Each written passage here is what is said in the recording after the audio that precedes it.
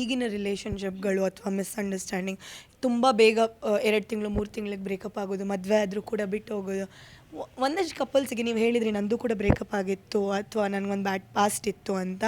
ಏನು ಹೇಳ್ತೀರಿ? ಅಂದರೆ ರಿಲೇಷನ್ಶಿಪ್ ಹೆಂಗೆ ವರ್ಕ್ ಆಗುತ್ತೆ, ಅಥವಾ ಈಗಿನ ಕಪಲ್ಸಿಗೆ ಬೇಗ ಒಂದಷ್ಟು ಲಾಂಗ್ ಟರ್ಮ್ ರಿಲೇಷನ್ಶಿಪ್ ಇಟ್ಕೊಳ್ದೆ ಬಿಟ್ಟು ಹೋಗೋರಿಗೆ ಏನು ಟಿಪ್ ಕೊಡ್ತೀರಿ ನೀವು? ನಿಜವಾಗ್ಲೂ ಹೇಳ್ಬೇಕಂದ್ರೆ ನಾನೇ ಆ ವಿಷಯದಲ್ಲಿ ಎಡವಿದ್ದೀನಿ ಆ್ಯಂಡ್ ನನಗೆ ಒಂದು ಬ್ಯಾಡ್ ಎಕ್ಸ್ಪೀರಿಯನ್ಸ್ ಆಗಿರುತ್ತೆ. ರಿಲೇಷನ್ಶಿಪ್ಸ್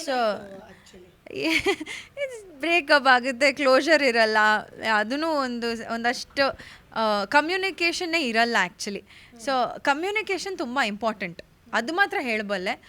ಕಮ್ಯುನಿಕೇಷನ್ ಇಲ್ಲದೆ ಹೋದರೆ ಯಾವ ರಿಲೇಷನ್ಶಿಪ್ಪು ಸರ್ವೈವ್ ಆಗೋದಕ್ಕೆ ಇಲ್ಲ ಖಂಡಿತವಾಗ್ಲೂ ಇಲ್ಲ. ಅದೊಂದು ಮಾತ್ರ ಮೇಂಟೈನ್ ಮಾಡ್ತಾ ಇದ್ದೆ. ಬಿಕಾಸ್ ನಾನು ಎಷ್ಟೇ ಬ್ಯುಸಿ ಇದ್ರೂ ನನ್ನ ಟೈಮ್ ಮಾತ್ರ ಖಂಡಿತವಾಗ್ಲೂ ಅವ್ರಿಗೋಸ್ಕರ ಅಂತಲೇ ಒಂದಷ್ಟು ಟೈಮ್ ಇಡ್ತಾ ಇದ್ದೆ. ಬಟ್ ಏನಂದರೆ ಆ ಕಡೆನೂ ಅದೇ ಥರ ಇರಬೇಕು. ಸೊ ಕಮ್ಯುನಿಕೇಷನ್ ಒಂದು, ಟೈಮ್ ಕೊಡೋದು ಇನ್ನೊಂದಾಗುತ್ತೆ. ಈ ಎರಡು ತುಂಬಾ ಮುಖ್ಯ ಆಗುತ್ತೆ. ನಿಮ್ಮ ಎಫರ್ಟ್ಸ್, ಓಕೆ 1 ವರ್ಷ ಆಯ್ತಪ್ಪ, ಇನ್ನೆಲ್ಲಿ ಹೋಗ್ತಾಳೆ, ನನ್ನ ಜೊತೆಗೆ ಇರ್ತಾಳೆ, ಸಾಕು ಎಫರ್ಟ್ಸ್ ಮಾಡಿದ್ದು, ಇನ್ನು ಕೇಕ್ ತೊಗೊಂಡು ಹೋಗೋದು ಬೇಡ, ಫ್ಲವರ್ಸ್ ತೊಗೊಂಡು ಹೋಗೋದು ಬೇಡ, ಇನ್ನೇನು ಎಫರ್ಟ್ಸ್ ಹಾಕೋದೇ ಬೇಡ ಅಂದರೆ no, it's very wrong. Even married ಕಪಲ್ಸ್ಗೂ ನಾನು ಹೇಳೋಕ್ಕೆ ಇಷ್ಟಪಡ್ತೀನಿ, ಎಷ್ಟೇ ವರ್ಷ ಆಗಿರಲಿ, ನಿಮ್ಮ ಮದುವೆ ಆ್ಯನಿವರ್ಸರಿ ಜ್ಞಾಪಕ ಇಟ್ಕೊಳ್ಳಿ, ನಿಮ್ಮ ವೈಫ್ ಅಥವಾ ಹಸ್ಬೆಂಡ್ದು ಬರ್ತ್ಡೇಸ್ ಜ್ಞಾಪಕ ಇಟ್ಕೊಳ್ಳಿ. ಎಫರ್ಟ್ಸ್ನ ಮಾತ್ರ ನಿಲ್ಲಿಸಬೇಡಿ, ಯಾವುದೇ ಕಾರಣಕ್ಕೂ ನಿಲ್ಲಿಸಬೇಡಿ.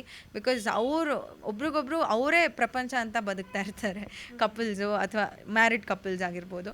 ಸೊ ಅದನ್ನು ಎಲ್ಲೂ ಗ್ರಾಂಟೆಡಾಗಿ ತೊಗೊಬಾರ್ದು ಯಾರೂ. ಅಷ್ಟು ಮಾತ್ರ ಹೇಳ್ಬಲ್ಲೆ. ಇನ್ನು ನಾನೇ ಎಡವಿದ್ದೀನಿ, ಇನ್ನು ಪ್ರಾಪರ್ ರಿಲೇಷನ್ಶಿಪ್ ಯಾವ ಥರ ಇರುತ್ತೆ ನನಗೂ ಗೊತ್ತಿಲ್ಲ. So I don't know. Efforts ಮಾತ್ರ ನಿಲ್ಲಿಸಬಾರ್ದು ಅಷ್ಟೇ.